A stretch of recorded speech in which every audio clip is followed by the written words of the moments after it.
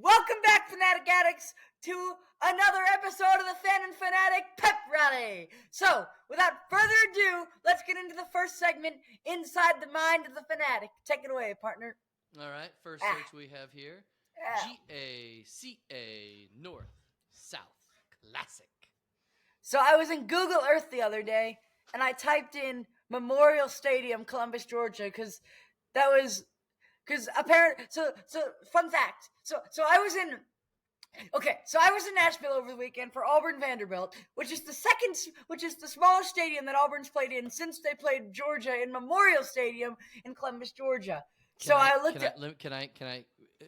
Before we came on, you said you want less business, more banter. So I'm going to insert some banter because you may not have heard this given that you were at the game and not listening to the broadcast of the game or watching the broadcast of the game. Turns out, and this now may be different after the W, that Vanderbilt is the only SEC school.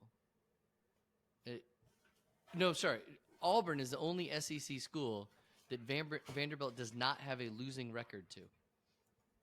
How you like that? Wow. So, okay, but anyways, like I was saying before you banterfully interrupted me. So anyways, Andy Burcham said on the broadcast, this is the smallest stadium that Auburn's played in since they played Georgia in Memorial Stadium So I went on Memorial, so I looked up at Memorial Stadium on Google Earth, and the field logo was the GACA East-West Bowl. So I wanted to look up what the GACA was, and it was the Georgia Athletic Coaches Association. So yeah, that's that. But you said the logo said East-West, but you searched GACA North-South Classic. Oh yeah, sorry, North-South, sorry. It was North-South. Oh, it was North-South? So there's not a North-South and an East-West? It's not like the Witches? What? Mom, can I turn this heater off? Bruh! Man, that was a broken fourth wall right there. Okie dokie. So that's a good one, man. That one, and back to my story. Pro tip: do not visit a football stadium during reconstruction. Okay, things first. Like reconstruction after a war? No, I mean, sorry, construction, Post-war era. Do not go. No, sorry. No. I meant. You know what I meant. Did they have? So on the TV broadcast, they had the crane cam. So behind the goalpost, or in between the goalposts, when they would kick field goals or extra points, there's a camera apparently hanging from the crane. But dude, the freaking jumbotron was being held up by a crane. I turned to my grandfather and I said, "That thing's gonna fall and crash and fall in through the." But anyways, like I was saying, so the gate that we entered through got us to row 20, and we were all the way up at row 63. So in other words, we climbed 43 stairs up to row 63 to row 63. Man, that's probably that might be a record for the most stairs that you've ever climbed. So to the person that designed Vanderbilt's football stadium, you, sir, are an absolute nincompoop. You know why? Because you have to design the stadium around who's going. Because a lot of them old folks was having trouble with it, and a kid even fell down. Come on, man. Seriously, if you're gonna design a football stadium, design it correctly. Design it around Hey, don't yell at me. I didn't do it. Hey, I know. Speaking of old people, you got food all over your face. Okie dokie. So you're saying that maybe Vanderbilt Stadium was designed by engineers from some other school? Oh, and by the way, to all the Falcon fans who are saying Desmond Ridder is the source of our bad luck, I think not. I think it is our coaching staff, because clearly Taylor Heineke had the same misfortune on Sunday that Desmond Ridder did. I don't think anybody is saying that there's bad luck. I think it's bad play. No, it's bad coaching. Well, it's not luck either side. To every Falcons fan who thinks Desmond Ridder is behind this, you're wrong. All right, anyways. All right, sorry. Okay. All right. This one really excites me because I feel like there's a lot to say about this. The search was McAfee WWE name.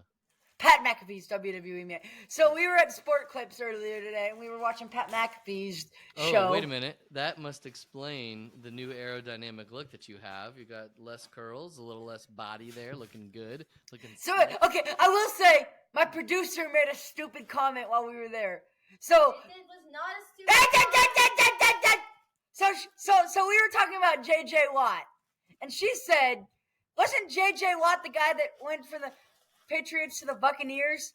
And I'm like, how in the world do you manage to mix up Tom Brady with J.J. Watt? It was not Tom Brady. No, I was Rob thinking. Gronkowski. Yeah, exactly. How do you manage to mix up Rob Gronkowski with J.J. Watt? Like those two people are on two different levels of success. I did mix this. That's So, anyways, okay. Do you want to explain Pat McAfee WWE name now? Or so just everyone was explain thinking it? Pat McAfee would have a wrestling name, but because Pat McAfee was a wrestler in the days of yore, but Hold on. No, he's no, not he a wasn't. wrestler anymore, and He was a Was he a wrestler? I thought he was a wrestling commentator. I don't know. I think I'm not sure. Hold on a second. I think maybe he was. So did you find out what his WWE name was? Pat McAfee. Yeah, you searched McAfee, Pat McAfee. Pat McAfee. WWE name. Pat McAfee. That's his Yep. name. Exactly. So he just didn't have a he wrestling wrestled- name. Ah, he didn't even have a wrestling name. That was like we just did like a little who's on first. What was his name? What? Pat McAfee. I know Pat McAfee, but what was Pat McAfee's wrestling name? Pat McAfee. I know, but what was his wrestling name? Yeah. I know that. I'm not trying to be funny. I'm stating a fact. But I can hear the producer in the background firing shots over here. All right, so Pat McAfee. Why don't you explain? There may be some people listening who don't even know who Pat McAfee is, and so saying that he was a Okay, look. WWE So Pat McAfee was a Back puncher up, for the back up. Pat You're Pat screaming at McAfee me. was a punter for the Indianapolis Colts. There you go. That's all you Yeah, need well, to know. what else? That's not all what you Well, need to well, know. okay, What's he well, famous then- for well, right then- now? Well, he's on ESPN right now, hosting his own show and also on College Game Day. And may I say, the man is an absolute legend. A legend indeed. A legend indeed. I did not realize that. Never mind. I'm not going to go there. All right, this one's great because I Oh, saw this search and I was like, "What in the world?" But I think it's because it doesn't. it And of doesn't- course, no. Hold on. You don't. No. It doesn't like sound like it's a sports one, but it is. So here we go. I'm just going to give the search as is. Unicorns, show ponies. Where's the beef? so earlier today we interviewed Rich Shirtlieb, who who works for 98.5 The Sports Hub in Boston, and there's an incredible play that Tom Brady did against the Saints, and it was and so Sochi says, and no, Zoloff goes, "Brady's back! That's your quarterback! Unicorns, show ponies, and Where's the beef? where's the beef?" So yeah, Okay. that was that. All right. You need to start using that in games. No, that you I'm play. not going to do that You're not gonna do that.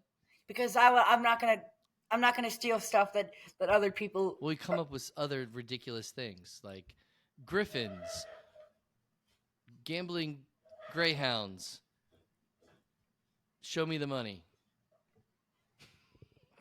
E aliuta la gasolina. I don't think that had anything to do with that. All right. Where do we go now? Dame más gasolina. Creeping everybody out. All right. This week in sports history, You go first, as always. I shall. I hesitated to use this one, but given your current, let's say, academic, I don't want to say pursuits because it's not like you chose this, one of the classes you're having to take right now, Health. right? Ugh. And you learning certain things about just stuff that goes on. I thought that this was appropriate for Okay, get to a the number of point. reasons. So this week in 1991, Magic Johnson announced that he had tested positive for the AIDS virus and would be retiring from basketball. Wow. So,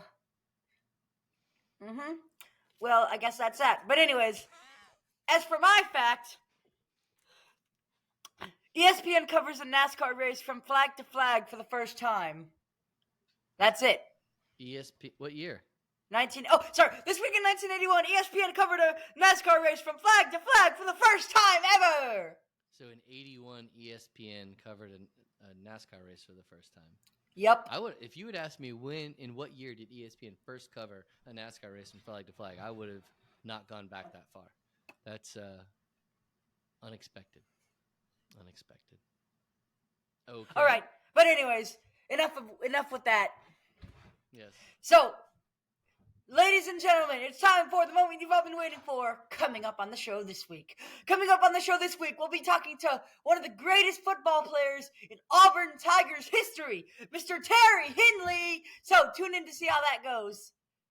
For my broadcast partner, Ryan Gorlecki, this is Parker Gorlecki saying, you've been listening to the Fan and Fanatic Pep Rally. Bye! Bye!